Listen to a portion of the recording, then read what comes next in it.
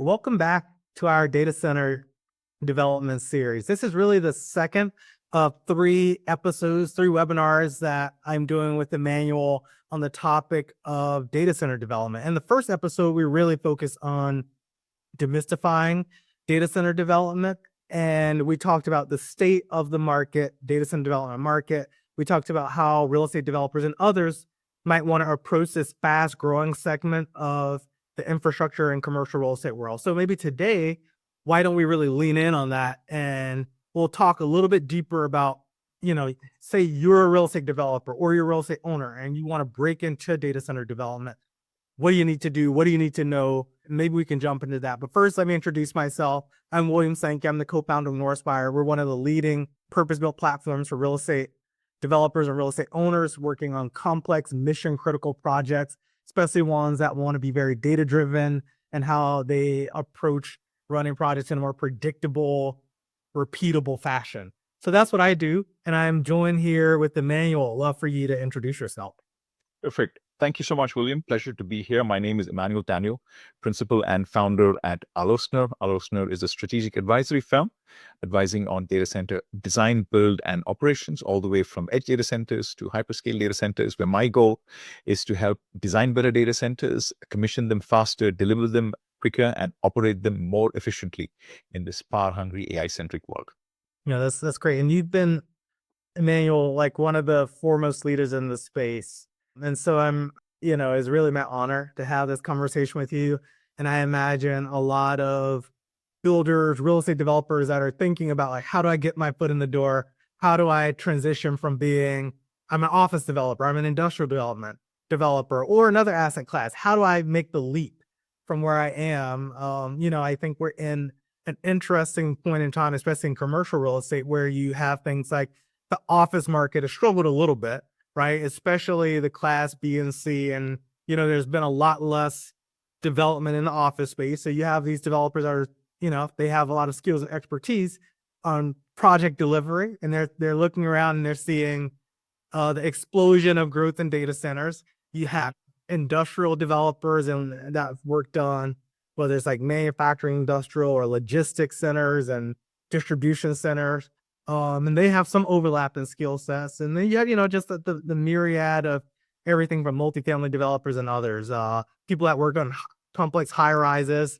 And I guess my sense, Emmanuel, maybe like to start off is really thinking about some of the challenges and complexities that developers may face when they think about getting into data center development. And, my understanding, I've talked to a decent number of people about this, right? And data center development is different from a lot of the other real estate development asset classes, right? Because in a lot of ways, data center development is this cross between really infrastructure, building infrastructure, and commercial real estate, right? Yeah, it's similar to commercial real estate in that, you have capital partners that investing in this project where you're getting what's equivalent of rent in a lot of ways, right? But on the flip side, this is pretty different and similar to infrastructure, and that is not just about building around human occupancy or buildings with tenants.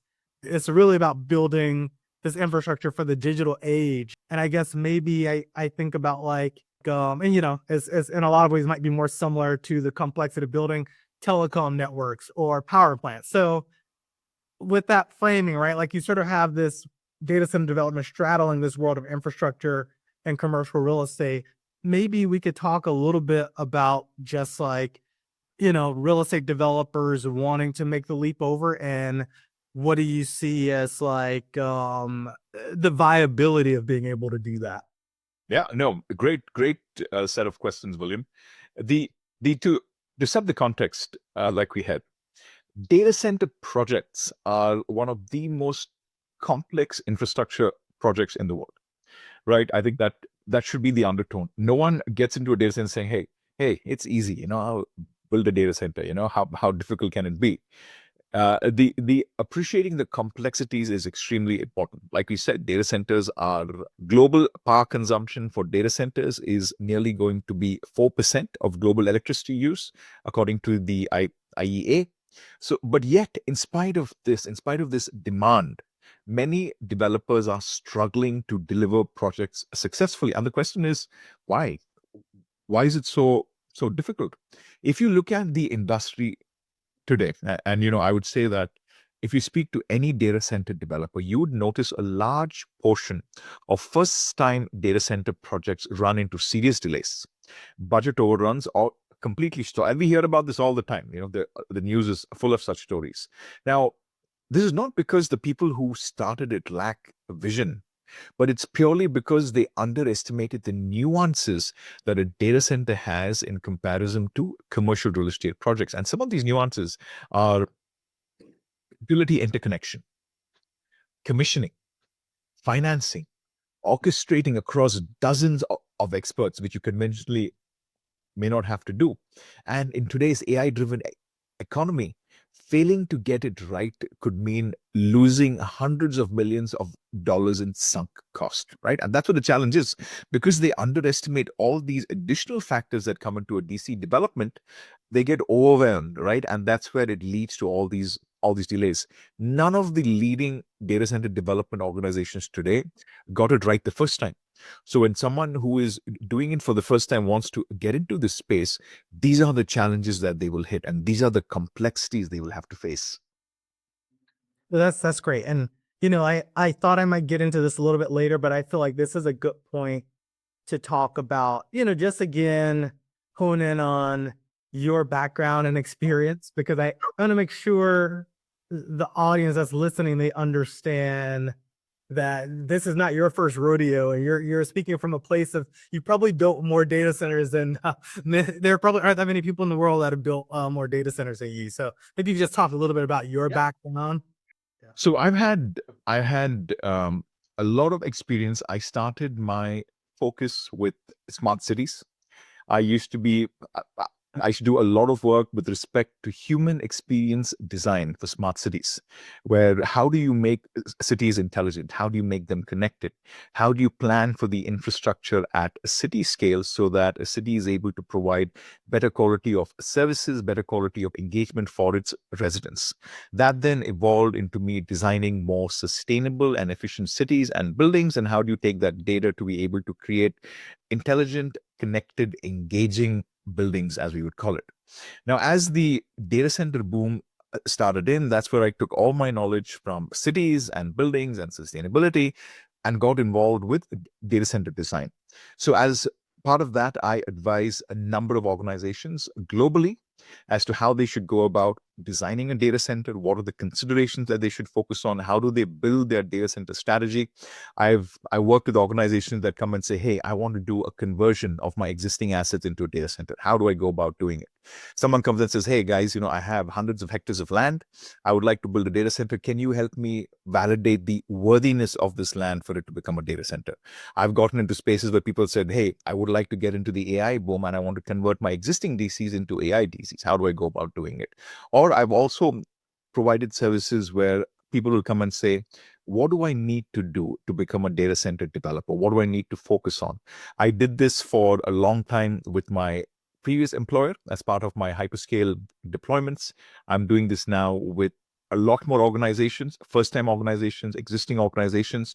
So, all in all, William, I would say that I have lived through the entire data center value chain, starting with specking, visioning a data center, specking a data center, procuring a data center, commissioning it, and operating it.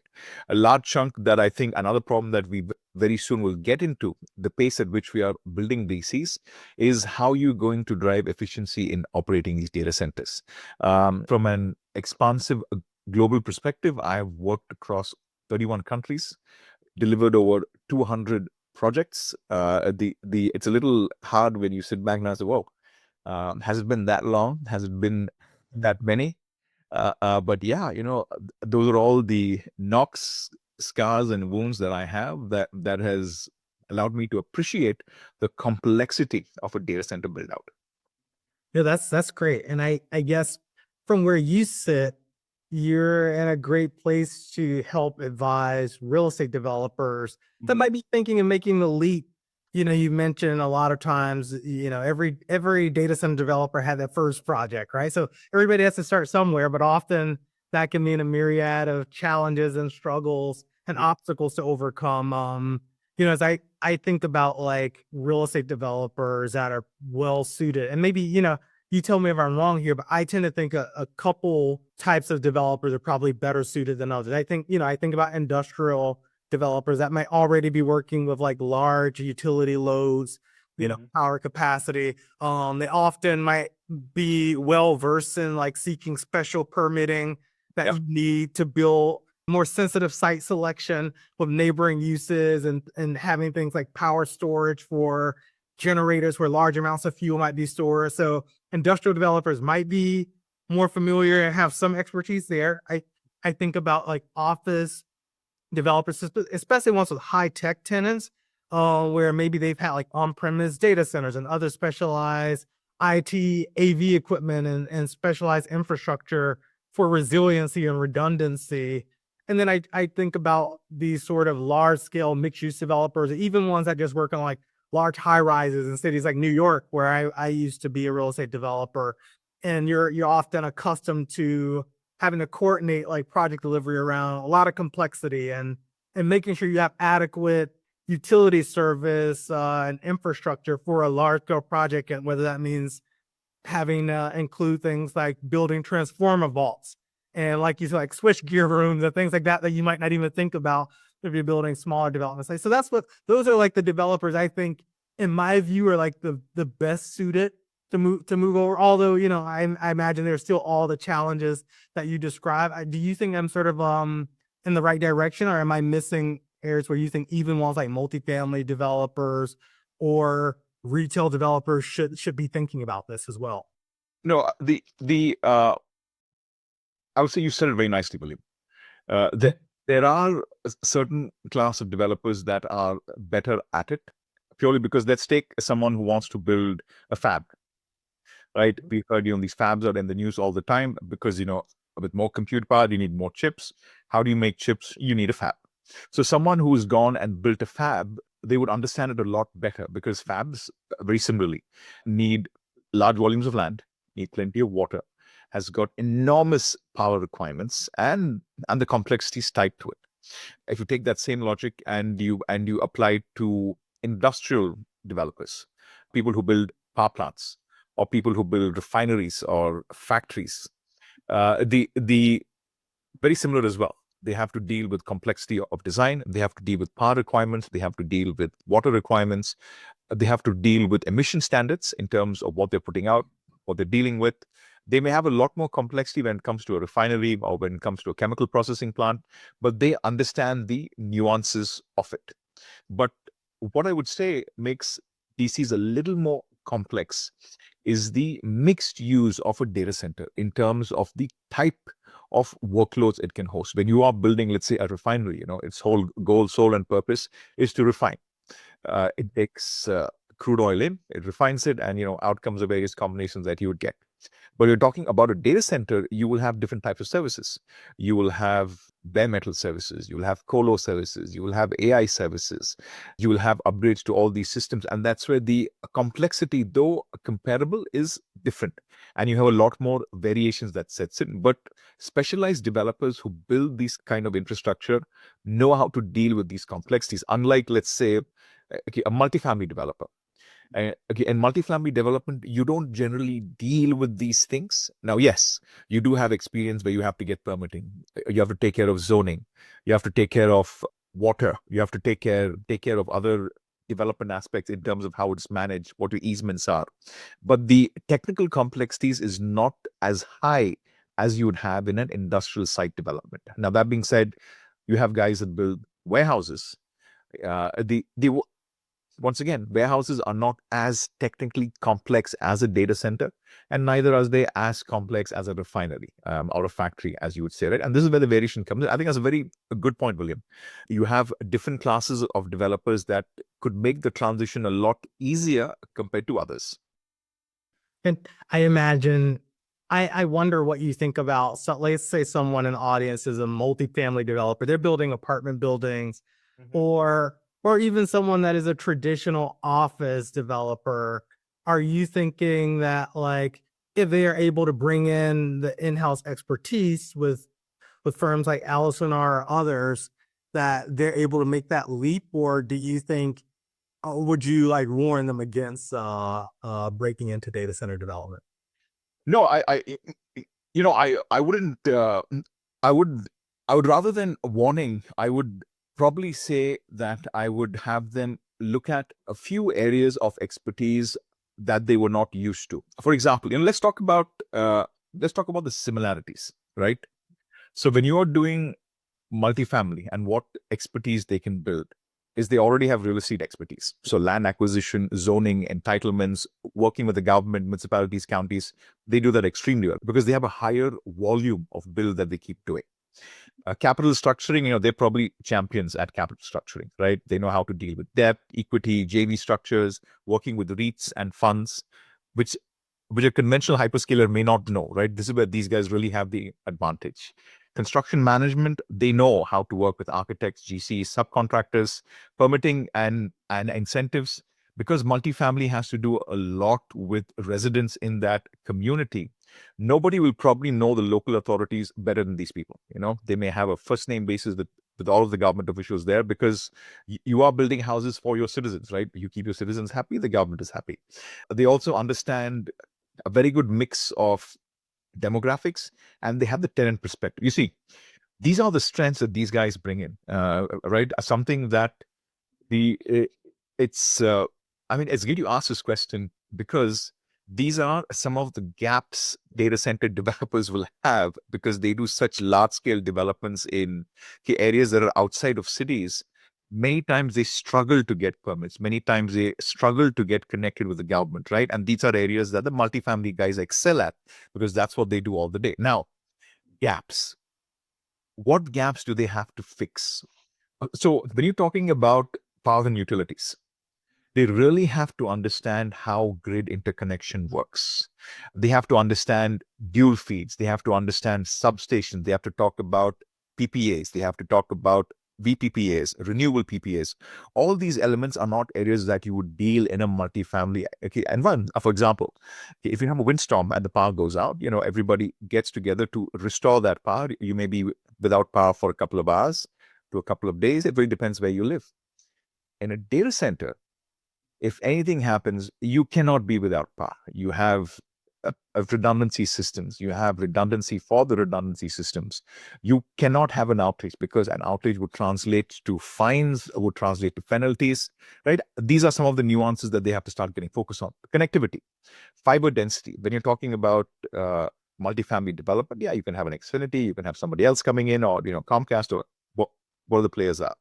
But in a data center, I must have a carrier neutral design where I'll have multiple carriers coming in. So how do I bring these carriers? How do I get them to provide services there? Next is the MEP complexity. And multifamily, I don't design for n plus 1 or 2n, right? It's a home. I've got lights, I've got electricity. It's a beautiful home. I love it. But in a data center, I have to take care of redundancy. What tier of data center it is. I have to take care of specialized cooling. I have to take care of rack design, which is basically if I'm doing AI, then I've got high density rack design. Commissioning, you have specialized testing that needs to be done for a data center, which you won't do in a multifamily environment. Let's take things such as black start, failover, redundancy, validation. All these are elements that you would try.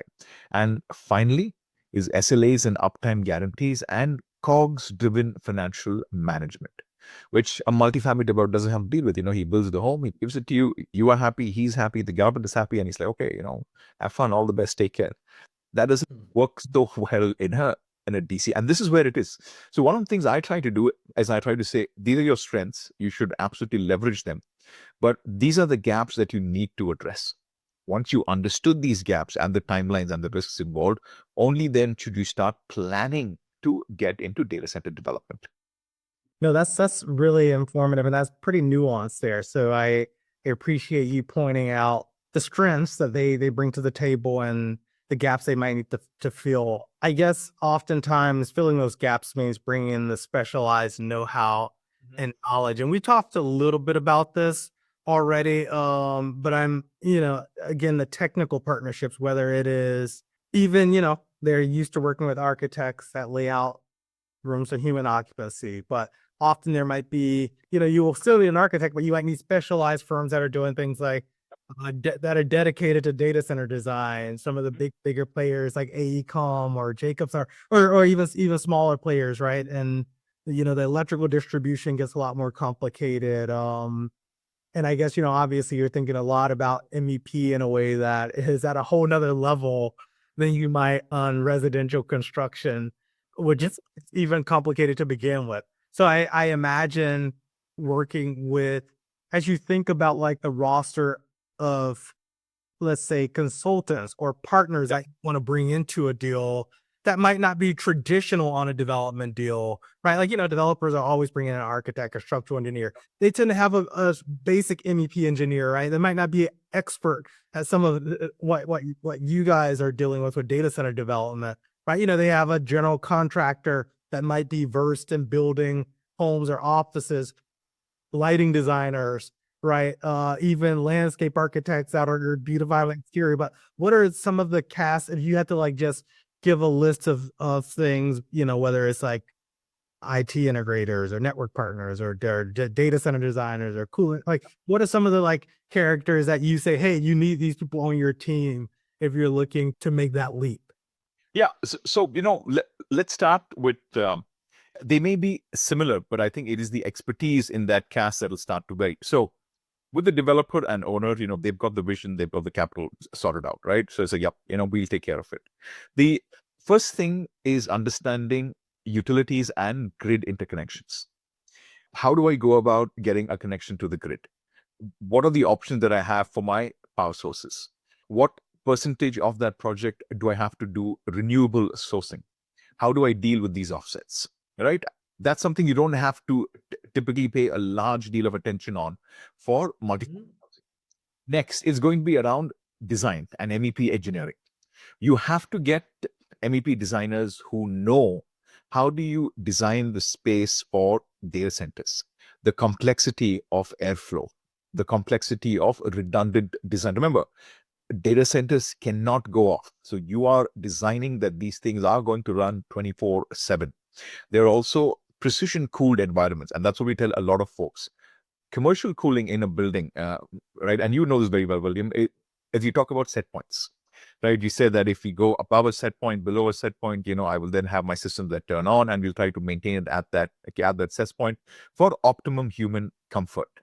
At a data center, you don't have set point variations. You have to operate these assets at that specific temperature, right? If not, you're going to run into a lot of risks, be it asset wear and tear, asset shutting down, and all the other challenges coming in.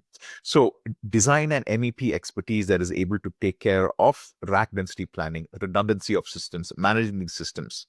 You have to deal with dedicated EPC and construction management, which involves delivery and procurement. You have to spec the asset. You have to work with the OEMs because these are very special packs. Like you said, you have a specialized chiller coming in depending on the complexity of the data center they're trying to build. You will have to do a factory test. You will have to do a witness test. You have to have guys that can go and get it done. You will have to procure it, take care of the transport risk. You'll have to store it, then commission it and turning on. You have specialized commissioning agents, that will take care of testing, validation, black start. You'll have, depending upon the type of DC, you will have a specific IT and operations team who will tell you, hey, look, these are the specs I need to have in terms of what kind of hardware that I need. Now, they may procure the hardware themselves, but at the end of the day, it's running in your facility, right? So you have to understand how are you able to take care of the environment in which that infrastructure would run. Finance and legal. A large amount of DC projects should also have strong legal representation because you're dealing with such an exorbitant amount of partners and elements involved. Legal is something that I would say a lot of people discount as well. And you would need that for a data center. I mean, it's not about getting sued, but it's about ensuring contracts are done correctly so everybody has fair value in terms of what the outcomes are and everybody feels comfortable with. The last one, which I'll probably say is even more important for a data center, is regulators and authorities. The amount of permits that you have to get for a data center, the amount of conformance to standards, either NFPA standards, ASHRAE standards, state standards, federal standards. Okay, all this has to be verified and signed off by the AHJ, or okay, as we call it, authority having jurisdiction, before you can start using and operating a DC. Now, you do some of it for commercial buildings as well. You will have a site readiness certificate that comes on, but it's a lot more complex when you're going to talk about a data center. One example that we talk about is, let's say you have a UPS. UPSs are highly flammable. How are you going to place it? Where are you going to place it? How's it going to be monitored? Now we start talking about immersion cooling. Immersion cooling liquids are highly corrosive and highly flammable as well. You have other variants of it. This is where you will start prompting additional jurisdictional checks and compliance checks that start to come in. You also have an element of human health and safety. Is it safe to work in that environment? Is it comfortable to work in that environment? Which you will typically not have in a multifamily development. And these are the stakeholders that you have to start engaging one after the other. And sometimes there are just so many of them. How are you able to orchestrate all of these folks and keep them aligned to a vision? Now, in many cases, because you cannot manage these as stakeholders, you run into challenges. And if you're not able to keep all the stakeholders aligned to the vision and purpose of the data center, it creates even more complexity. And these are the complexities that multifamily developers have not faced, but through time and understanding, they can learn and they can pick it up and they can do really well. That's so much critical knowledge that you need in background, and it makes sense, right? It makes sense given these hyperscale data centers and even traditional data centers. And then I guess shifting to more of like the administrative side of running these projects, and you really start to get into this pretty deeply on our first conversation, which is at the end of the day, real estate development or data center development is about managing the deployment of capital, staying on budget, and procuring things such that they arise on schedule and don't create cost overruns due to all these other factors, right? That becomes the name of the game. I know, at Northspyre, that's been a lot of our bread and butter is having this integrated platform around managing funding, all the vendors on a project and the deployment of capital, of reporting your capital partners on a monthly basis through draw or funding requests, milestone based, managing critical path based schedule with long lead procurement timelines and all of that. That's been a lot of why customers turn to us because of our capabilities of our platform and us layering a lot of automation onto those processes, such that, again, the experts that are really trying to focus on getting a data center delivered or another type of project delivered, they aren't bogged down in administrative paperwork. Yep. They're focused on the higher order decision making and risk management. And I guess maybe you could speak a little bit more specifically to just like this element of the administrative side of you're managing the money, you're managing the vendors, you're managing the procurement. How do you do that in data center development, and why is it critical to have people with specialized expertise and understanding that? Yeah. Let's take a scenario. What we want to do. Let's take that we would like to build a 50 megawatt DC, right? If we want to build a 50 megawatt DC, and we say that, okay, how do we go about looking at all the administrative dimensions to it? Now, the way I would categorize, William, to what you had asked, I would say there are three aspects to it: okay, administrative, risk, procurement, and how they all interconnect, right? The three big chunks that you have to cross lines into. From an administrative perspective, I should be able to have someone that I have when I have dedicated regulatory and compliance administration. Why? Because permitting by itself is extremely complex. I have to get my permitting done, I have to get my certifications done, I have to get my ESG and my disclosures done, right? So this is one administrative track that I have to set up. Next is contract administration. Why contract administration? I'm going to have multi-party contracts. And what does multi-party contracts means? I'll have EPC, I'll have design build, I'll have OEM, I'll have supply agreements, I'll have commissioning contracts, I'll have O&M handover contracts. Then I'll have change order governance. Right? Everybody tries to shoot for a goal where they would like to keep minimal change orders. But if it's going to be a rebaseline or a redesign, which also happens, that's an administration by itself. And then finally, documentation and knowledge management. All my build drawings, my O&M manuals, all my commissioning reports, all of that centralized, and the ability to take care of tenant-specific customizations, both in terms of SLA and in terms of DCs that they want to have. And all this should be captured on a digital platform, where the platform allows me to be able to document all of it, manage my workflows, and have audit trails tied to it. So all of a sudden, administrative overhead has gone up tremendously purely because of the complexity of the amount of equipment, assets, and parts and people that I have to work with for a DC dock. Now let's take risk. Okay, as with anything, everybody has to manage risk, right? Right, and I don't think risk management is new for these folks. But some element of risk that are unique to a data center is going to be your one, market demand, misalignment of supply, which actually happens. We are at a point where we are able to overcome these risks because the market is extremely hungry for DC services, and you have vacancy rates still in the single digit numbers across the US. But I have to ensure that how soon can that capacity be utilized in terms of megawatt delivered versus what the tenant is consuming. And this is something that's coming up in grids today as well, where people are going and asking for grids to say, hey, look, I need 200 megawatts, I need 100 megawatts, I need 50 megawatts, right? The grid is like, well, hold on, have you consumed the 100 that I've given you? Like, oh, I'll consume it. Don't worry about it. I want another 100. They're like, well, if I give you another 100, you would take another 5 years to use that 100. So, I don't have that much of time to wait for it because I've got to invest into modernizing the grid and taking care of it, right? And this is going to come up for capacity as well. Are we overbuilding? And what we are building today, how soon can we get that utilized? Next is the technology shifts. You have AI racks that are constantly replacing enterprise racks. And why AI racks? Because of the amount of power consumption they have to deal with. Next, development risks. Site risks, I'm pretty sure, these people do a fantastic job at it, which is basically your land, your entitlements, your zoning, and your access rights. But then utility risks, right? 70% of these projects, if not more, are tied to utility risks. Delayed tied to interconnection to the grid. Delayed tied to transformer shortages. In that, how am I going to take care of intermediate power needs? I will have to get generators. I will have to get turbines. If I'm going to get turbines, I need to have a gas line, right? Something that you don't conventionally deal with for multifamily requirements. Then I will have regulator risks. Every time we are innovating how we do our data center designs better and better and better. But with every innovation also comes a need for it to get certified, to get approved so that we have minimal risks to human life and safety, right? Or in fact, I would say the need to have no risk.